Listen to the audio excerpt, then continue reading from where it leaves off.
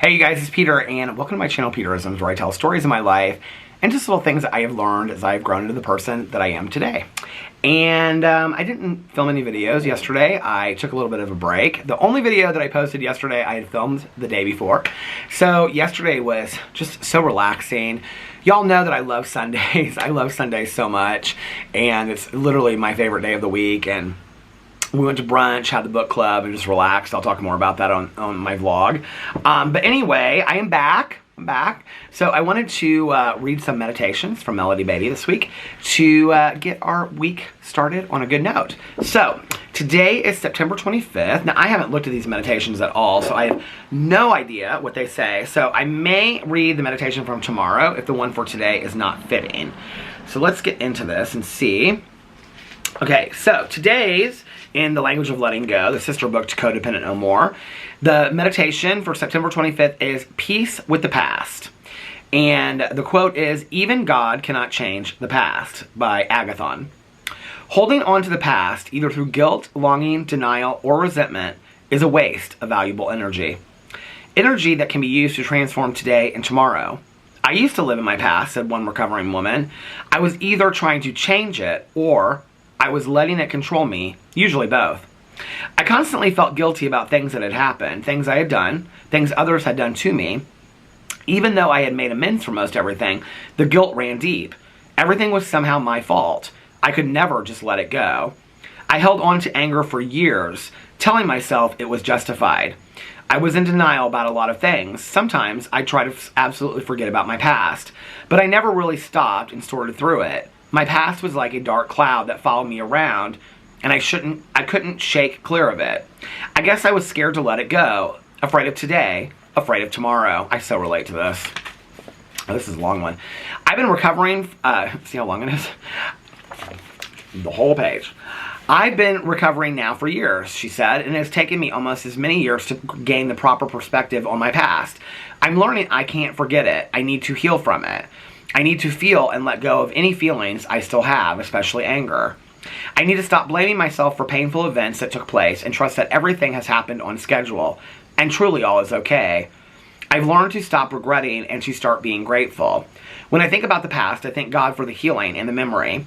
If something occurs that needs an amend, I make it and am done with it. I've learned to look at my past with compassion for myself, trusting that my higher power was in control even then. I've healed from some of the worst things that happened to me. I've made peace with myself about these issues, and I've learned that healing from some of these issues has enabled me to help others to heal too, turning your wounds into wisdom. I'm able to see how the worst things helped form my character and develop some of my finer points. I've even developed gratitude for my failed relationships because they have brought me to who and where I am today." I agree with that. "What I've learned has been acceptance. Without guilt, anger, blame, or shame. I've even had to learn to accept the years I spent feeling guilty, angry, shameful, and blaming. We cannot control the past, but we can transform it by allowing ourselves to heal from it and by accepting it with love for ourselves and others. I know because that woman is me. Today I will begin being grateful for my past. I cannot change what happened, but I can transform the past by owning my power now to accept, heal, and learn from it." Wow, this is a really, really powerful meditation. She talks about so many good things in here, you know, and the first thing, one of the things she talks about in like the third paragraph is justifiable anger, you know, and justifiable anger is interesting when you talk about it in the concept of recovery, but even just in real life, right? That justifiable anger is when you're angry about something that has occurred in your life or something that has happened to you or something that somebody did to you, right? But it's justified because the thing that you're talking about, the event that occurred or what happened to you, is something that you have absolutely every right to be angry about, right? Like whether we're talking about like a history of abuse or failed relationships where you were done wrong in the relationship, like that's justifiable anger, right? Like you never deserved those things, it never happened. What I was presented with when I would hold on to those things, and did hold on to those things for years and years and years, was what was I gaining by staying stuck in this justifiable anger? You know, really it's like letting other people rent space in their head for free. Now, this is what we call outside issues, where you take this to a therapist and you work on it in therapy, which I've done. And it's been so helpful to me, right? Because 12-step program sponsors won't heal everything, so you have to go see therapists for some of these things, right? And for me to realize that, yes, I was letting other people rent space in my head, but I could even justify that and say, but these things that they did to me were horrible, right? Like, they were not right.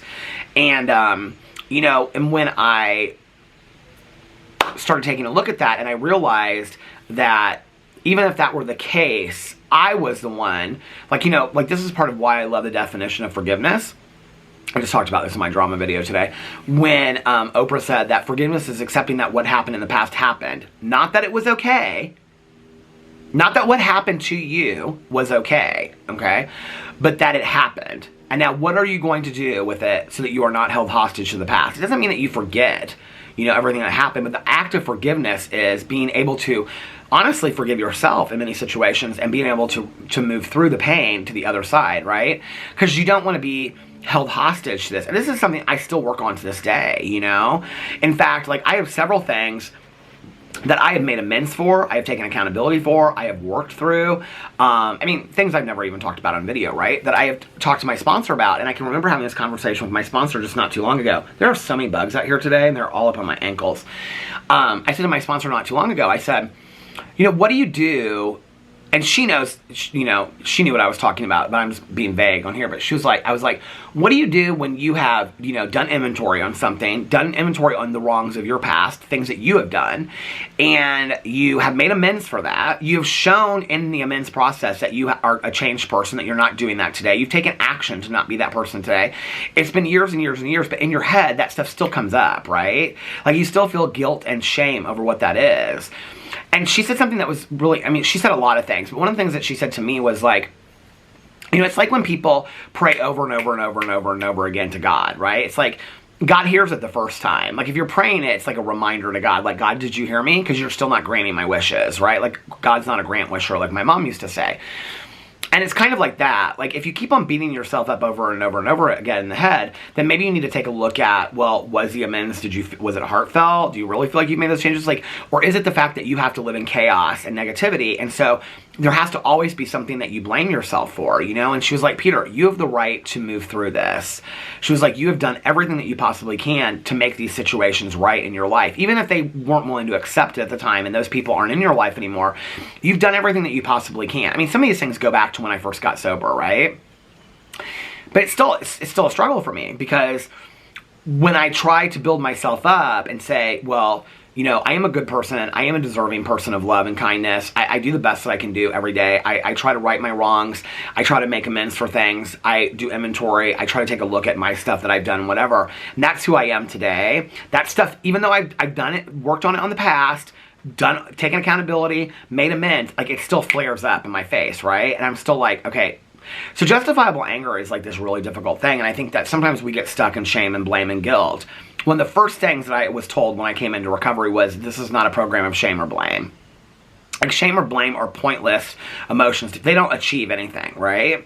And so I remember that, and this is where, like, I know that I get on video and I seem like, you know, people will say, God, you're so smart about this stuff.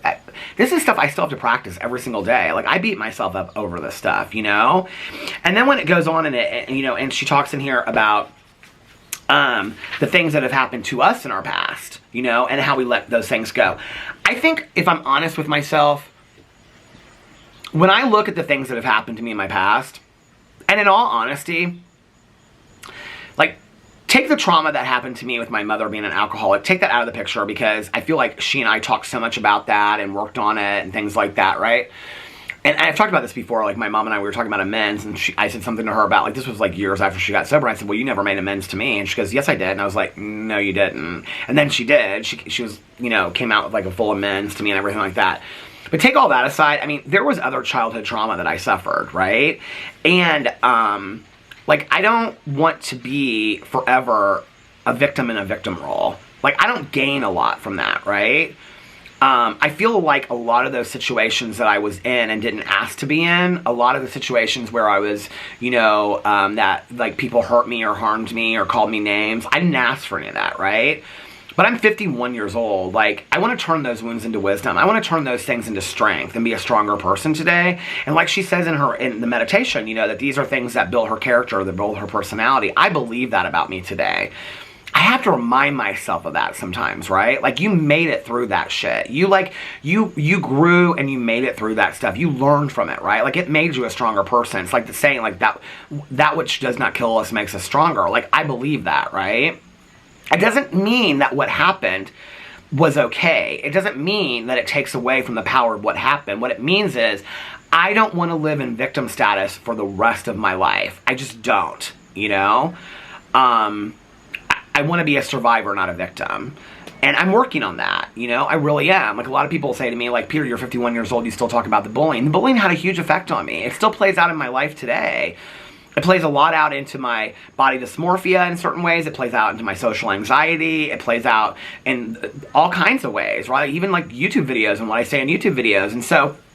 And how I interact with people, and finally at that I'm at my standing up for myself era, it's affected me in a lot of different ways that it needs to continue to be talked about, right?